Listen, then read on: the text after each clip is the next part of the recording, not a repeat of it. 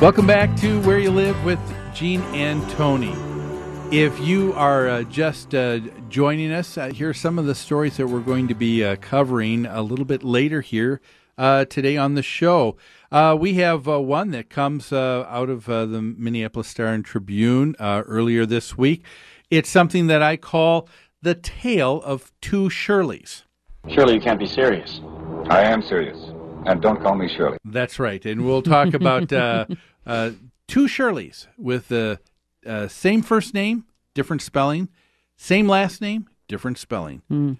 Both have one grandson, same name, different spelling. It's a and they both live in the same condo association. In the same condo association, yes. And a little bit later on, too, out of Colorado, there is a story that is going to be kind of different. Everybody is kind of up and left. It's kind of the HOA Twilight Zone. That's right. We're going to talk about what happened with an entire group of homeowners where nobody wants to make claim to being on the board at all. There's nobody running the place. No one's in charge.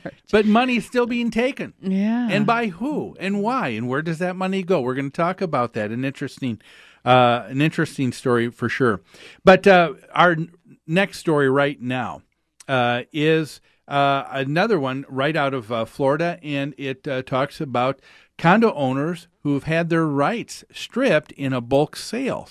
Tony, go ahead. Sure. The headline is Condo Owners' Rights Can Be Stripped in Bulk Sales, and the dateline was yesterday from the Miami Herald.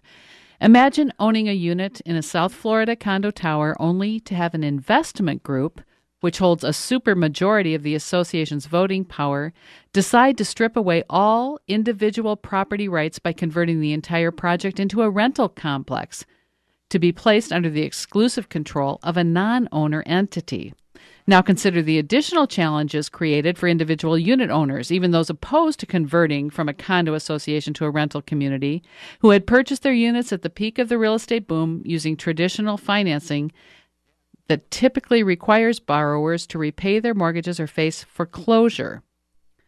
This scenario, dubbed a, quote, plan of termination, is now occurring at a steady pace at troubled condominium projects throughout the South Florida region as bulk buyers attempt to consolidate control and reduce expenses in hopes of stabilizing a project and bolstering returns.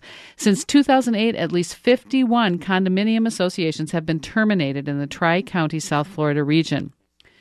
No project exemplifies this plan of termination scenario better than the new 16-story Jenny Tower condominium west of downtown Miami near the future home of the Florida Marlins baseball team. In August, a bulk buyer, Miami-based Somerset Tower Apartments, LLC, which controls about 90% of the Jenny Tower units, voted to terminate the homeowners association that governs the 3-year-old project. As the owner of more than 100 units out of a total of 115 units, this bulk buyer, which obtained ownership through the purchase of a distressed loan and subsequent foreclosure, supported a plan of termination that transferred all ownership rights to a trustee, empowered with complete control and sole discretion to operate the project.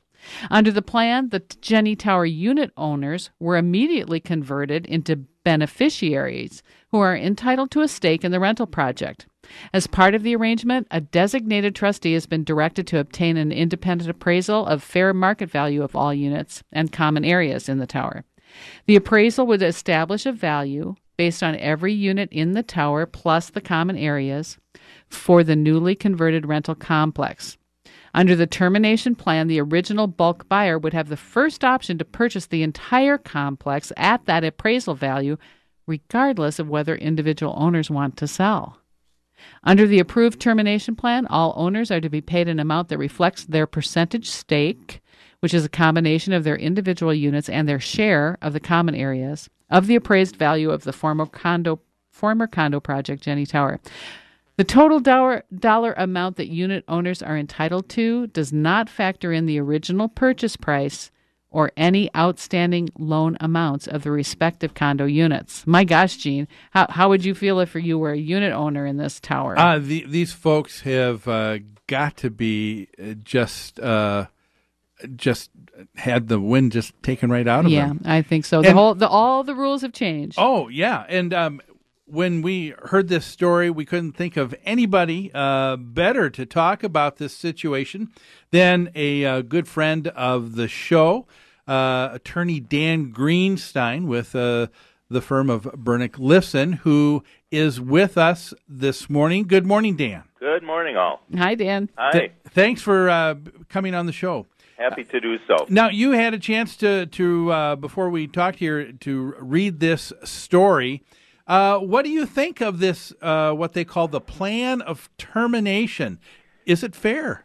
Well, I don't know if it's fair or not fair, and I don't think anybody can really judge that until the existing owners are offered a buyout sum. But I'm thinking, at first glance, it sounds just horrible for the individual owners. Yeah, it seems very draconian that they own a unit here in the United States, and somebody can come in and buy up and terminate the association and force them out. Yeah. But as I'm thinking about it, I'm putting myself in the position of one of those owners. I'm in a building where I own a unit where 90% of the units in the building have been foreclosed.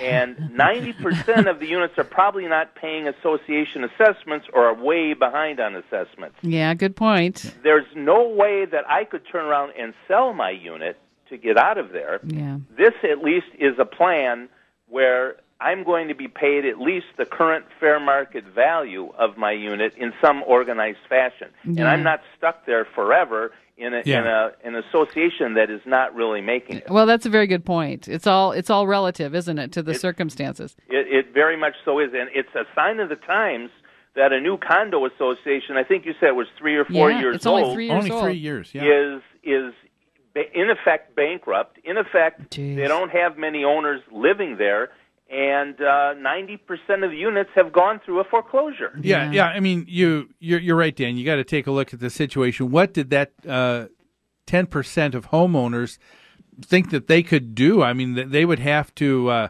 exponentially pay more in their monthly assessment just to meet the basic obligations of that association. Yeah.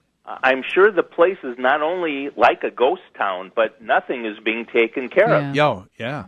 Now, say, have you heard of this happening in Minnesota yet? Tony and I were wondering about that. I have seen associations terminate. I have not seen a situation where one investor group or one lender group ends up owning 90% of a building. There have been a lot of situations in the last few years where a developer has started a project, couldn't finish it, walked away midstream, and different investors or lenders have to do a foreclosure, and they come in and they have to figure out a way to make the project viable again, either by hiring a new developer to come in and complete the units, selling off a project in a different way. Minnesota law does provide that in any condominium or townhome association, if 80% of the voting membership vote to terminate the association, it can be terminated. Okay. The difference, I think, in this case, and what makes it sound so horrible, is that they had 90%. Remember, it wasn't 90. It wasn't 9. A lot of the owners forcing this upon the other owners. It was a situation where this investor group bought the rights from the foreclosing lenders. So there had already been foreclosures on 90% of the units. Yeah. You're right. Crazy. You make a good point. This wasn't being taken away out of the hands of other owners. That had already taken place. That's right. Long ago. The difficulty, I would think, in this situation will be in trying to determine what would be considered an established true value of these units, don't you think? Exactly. It certainly sounds like the fair market value is going to be much lower than the price paid by that 10% of those owners who are going to be bought out. Yeah.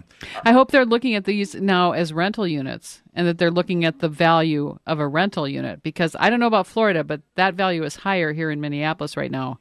A very good point. Yeah. And I would imagine, since the rest of the units are going to immediate rental, I would imagine that would be the fair way to appraise them. Sure. Yeah. Say, Dan, we've got to take another break here, but can you stay over one more segment here to talk with us a little bit about this? Will do. Okay, good. Folks, we're talking to attorney Dan Greenstein again about this story out of Florida where 90% of the units in one condo association bought out by an investor, and now they are stripping the rights out of the existing homeowner, saying one bulk sale and you're no longer going to have a condo association. Interesting story. We're going to give Dan more time here to tell us what he thinks about this once we come back from these messages.